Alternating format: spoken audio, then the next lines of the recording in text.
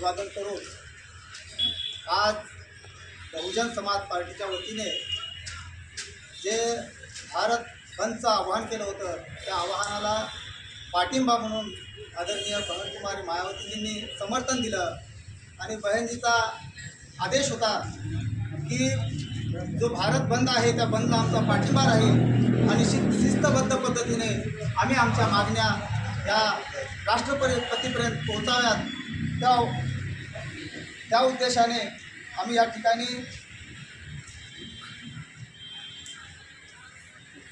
काही मागण्या आम्ही राष्ट्रपतीकडे पोहोचल्या आहेत आणि आज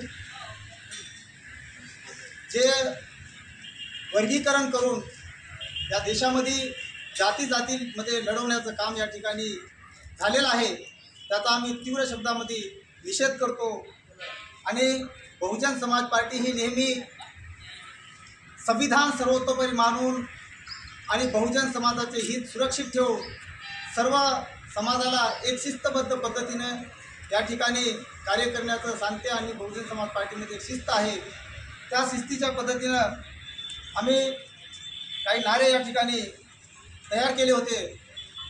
संविधान के सम्मान में बीएसपी मैदान में अभी तो यह लड़ाई है, आगे और लड़ाई है। पूरे देश में बैकलॉग पूरा करो। भारतीय संविधान पूर्ण रूप से लागू करो। संविधान से खिलवाड़ बंद करो। आरक्षण में क्रीमी लेयर नहीं चलेगा। जाति में बांटना बंद करो। क्लोजियम सिस्टम बंद करो। भारतीय संविधान की रक्षा कौन करेगा? हम करेंगे। लोकतंत्र में तानाशाही नहीं चलेगी। आरक्षण में वर्गीकरण नहीं चलेगा। अशा आणि बहुजन समाजाच्या मागण्या आम्ही काही दिलेल्या आहेत।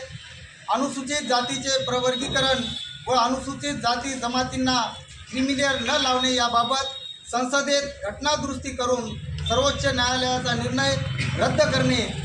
दुसरी, न्यायालयाच्या नियुक्तीसाठी कॉलेजियम पद्धत बंद करून न्यायाधीशांनी नियुक्त ऑल इंडिया ज्युडिशियल सर्व्हिसचे गठन करून यात आरक्षण लागू करावे। SC ST OBC भटक्यांचे आरक्षणाला कायदेशीर करण्यासाठी संविधानात शेड्यूल 9 मध्ये त्यांचा अंतर्भाव करावा।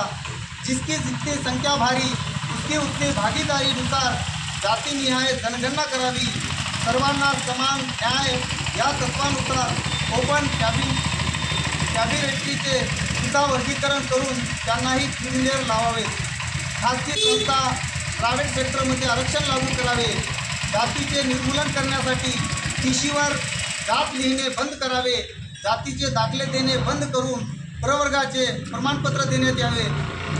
आणि 8 नंबर, अनुसूचित जाती जमाती व मागासवर्गीयांचा रिक्त असलेल्या पदांचा अनुशेष भरण्यासाठी आरक्षित व खुल्या प्रवर्गातील जागांना शिस्तीचे श्वेतपत्र जाहीर करावे। अशा पद्धतीचे आम्ही या ठिकाणी महामहिम राष्ट्रपती यांना निवेदनाद्वारे कळवलेलं आहे।